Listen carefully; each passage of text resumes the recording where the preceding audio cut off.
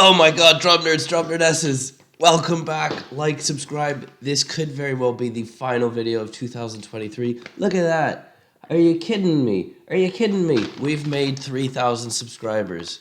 At the time of this recording, I think it's 3,009, but blown away and so close to 1 million views. So, yeah, like, subscribe. From honestly the absolute depths of my being, thank you so very much for making this possible and being along with this journey. It's been mental. I'm very excited for 2024. We'll do more live reviews. I will need to be getting a better updated computer with more RAM that can actually accommodate for a great service so that you all have the best kind of experience possible, right? Because it's only fair. So there might be one more video after this that I'm doing. I've got to do a few recordings before going home for the Christmas break. So I hope you're being well. I hope you're doing something nice and having a fantastic Christmas holiday wherever you are, however you celebrate it. Do it the best way you know how with the family and loved ones around you. So, right, let's get into this. Spirit of the Radio, Rush. Who's the greatest drummer of all time? Yeah, Neil Peart. Excellent.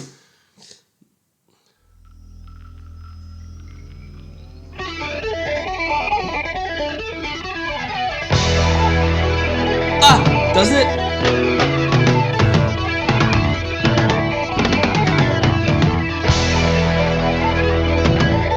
Already, doesn't it just kind of, there's something in my head to speak about what that intro makes you think, and I can't quite articulate it because it's just that phenomenal, or I'm just that inept. Probably a bit of...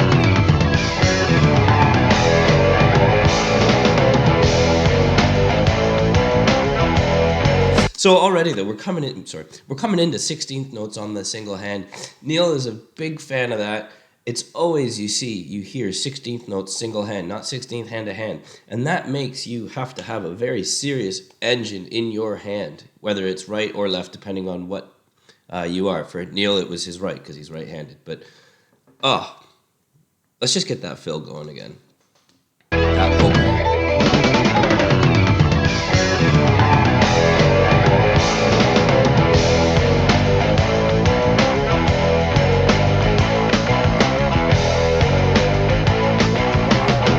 What I would also like to point out real quick before we just let it roll a bit more is that bass drum push.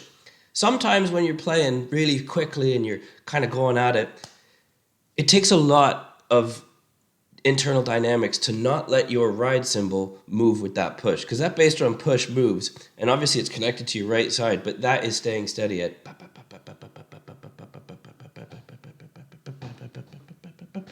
So he's really got that dialed in, because he is the professor, to have that bass drum push not influence the dynamic volume of the right hand ride cymbal pattern. So that stays phenomenally consistent, and everything else does its own thing.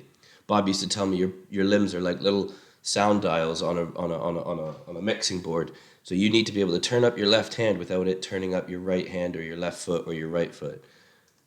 God, I love Neil. And I love Bob. Wherever you are, Bob.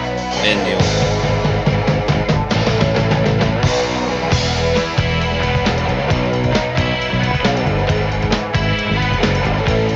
And you can hear that pattern on the ride cymbal.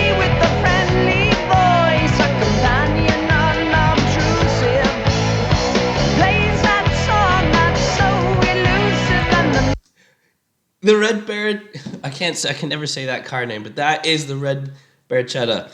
Oh God. Neil. My God. This is drum nerd. This is what you get. But you could hear that ride pattern moving between the bell and the body of the ride. Neil was a big fan of playing kind of paradiddles and rudiments, but across the hands of the grooves. But then he comes over to the hats, and you get that nice little bark, that subtle bark every couple beats. Magic music makes your morning mood.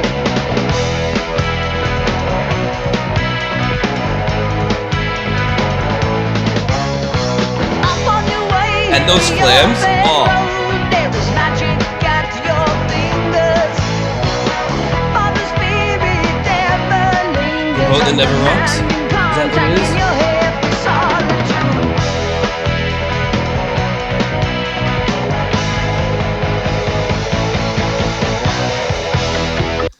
See, you heard the ba ba ba ba ba. So you get that wash, you hold that note, and you come back in.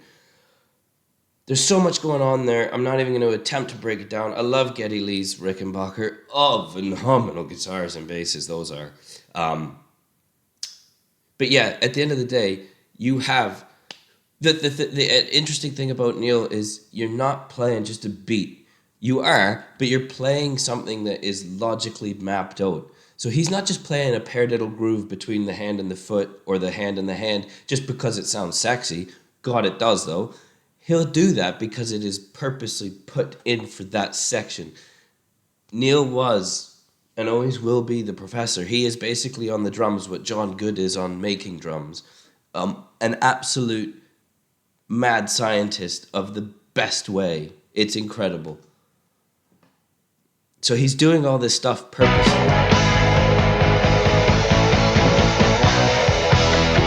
So there's that held note. They're just big kids, aren't they? Just holding that bass drum, four to the floor. Emotional feedback on a timeless wavelength, bearing the gift beyond price, almost free. So all this machinery making modern music. So now we've changed an entire feel. So we're not quite Britpoppy Beach Boys, you know what I mean? I know that's California, this is Britpop. We're kind of playing it swung. It is a bit synonymous with kind of that surfer music in a way, right? So we're moving across these different genres. So you get a little bit of it's a bit of a swung beat. All this machinery making modern music can still be open-hearted. So if you're ever wondering, how do I know if it's swung or straight? And maybe if you're listening to this and watching right now, you go, okay, cool, drum nerd, I already know what that is. Cool, this isn't for you. But for those who don't, you can hear it like that. And then the other one, when it's straight, so this is quite swung.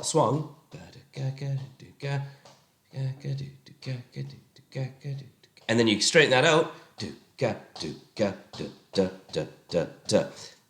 I don't know if I've described or expressed myself properly there, but basically, swung, the best way I could express it is how Bob said it to me, which is swung is almost like rolling an egg down a hill. It has that bit of a lope, like it's not rigid. Now, I'm clearly very excited, jacked up on Mountain Dew and caffeine. No Mountain Dew. I value my sperm count. Just coffee. But Rush, this is a Rush. I was dragging ass this morning, even with these coffees. Rush is just phenomenal. So yes, we've expressed straight and swung.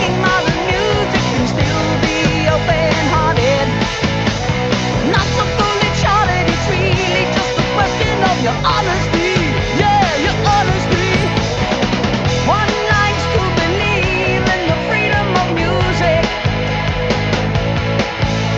but glittering prizes and endless compromises shatter the illusion of integrity. Yeah. Kind of hit that.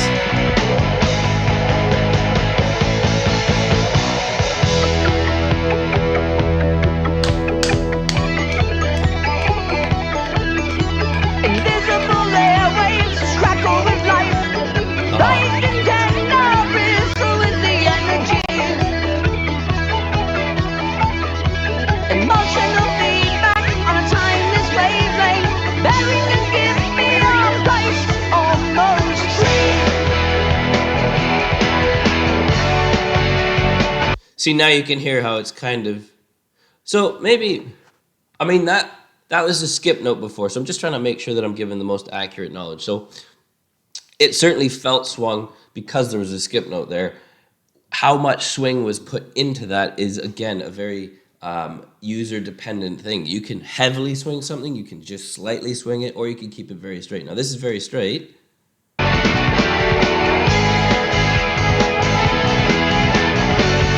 But you can add a skip note and it will make it feel a bit swung. And so it might still be quite straight, but it will have that element of swing to it. You add a bit of swing to things, you can heavily swing things. So yeah, there's a spectrum essentially of all that.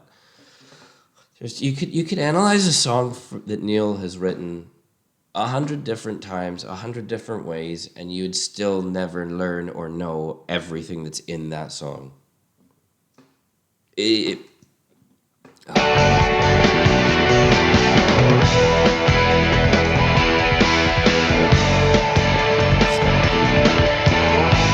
you can hear that bell on that ride there.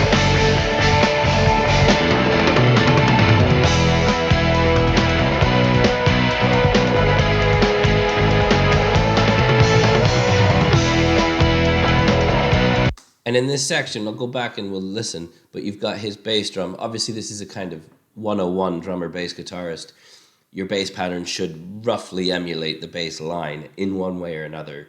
Not always, maybe, because that's, again, user dependent, but it would look most accurately to themselves, right? Whereas with Keith Moon and The Who, a lot of his drum parts followed the vocal line, and that's part of what makes it so interesting. So now, bearing that bit of information in mind, go and listen to some Who songs and listen to Roger Daltrey sing, and you'll hear Keith Moon play. That's clever. So we need to give a bit of credit more than I think Keith Moon maybe gets sometimes, because he was phenomenal. Definitely a personal favorite.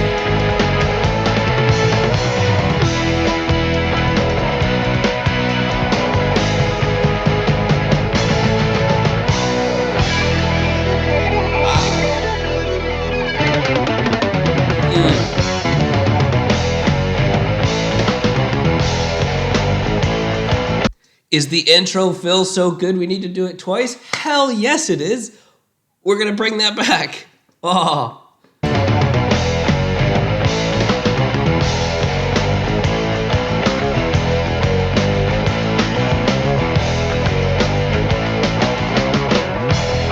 Bit of a rotundo.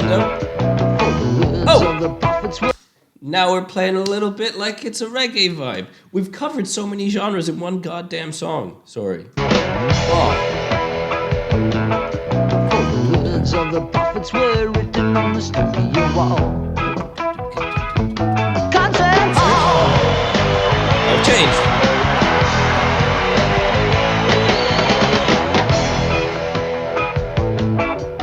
And echoes with the sound of salesmen.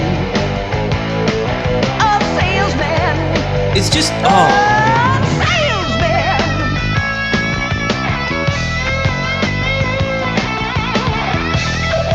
that bass drum push. That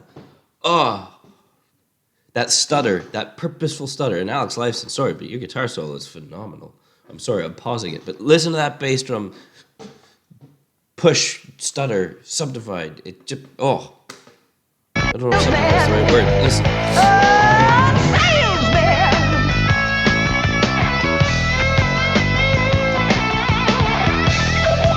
That was a subdivide. That was a triplet. Oh, come on.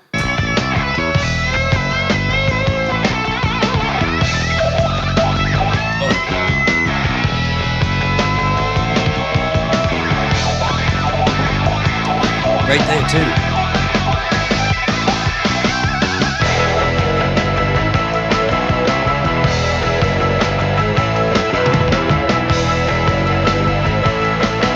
Oh, an Inukshuk. There's an Inukshuk in that. Every radio contains an Inukshuk. Now you know. I hope my boxing covered it. There it is. There's your Inukshuk, for all those not knowing. It's a Canadian thing. It's an Inuit kind of native Canadian. It's a people. It's a person. See, you can see but it's an Inukshuk. I hope I've said that right. That's how I've said it my whole life. There you go. Every radio has an Inukshuk.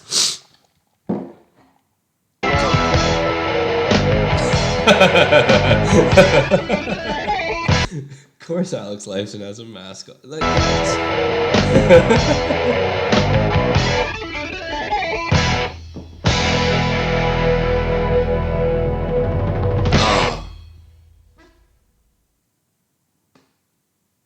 Rest in peace. Oh, they've put it in here? Oh, come on, that's cool. I'm not gonna cry on my channel at all, but I'm not a bitch, you're a bitch. I didn't expect that. I didn't expect that to come at the end. I thought this was an older thing, but in memory of our brother Neil Peart. Yeah, fair enough. That, honestly, oh,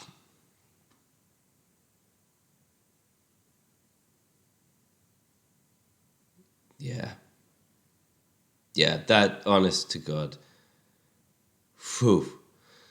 Well, we're gonna wrap it there because this has gone on for 15 minutes. Rush videos often do because I am such an incredible nerd for Neil Peart and lover of him, as I hope you all are. So we're gonna wrap it there, under 16 minutes. Hopefully, be well, be kind, do something nice for somebody. Like, subscribe. Merry Christmas, Happy New Year. Keep your stick on the ice.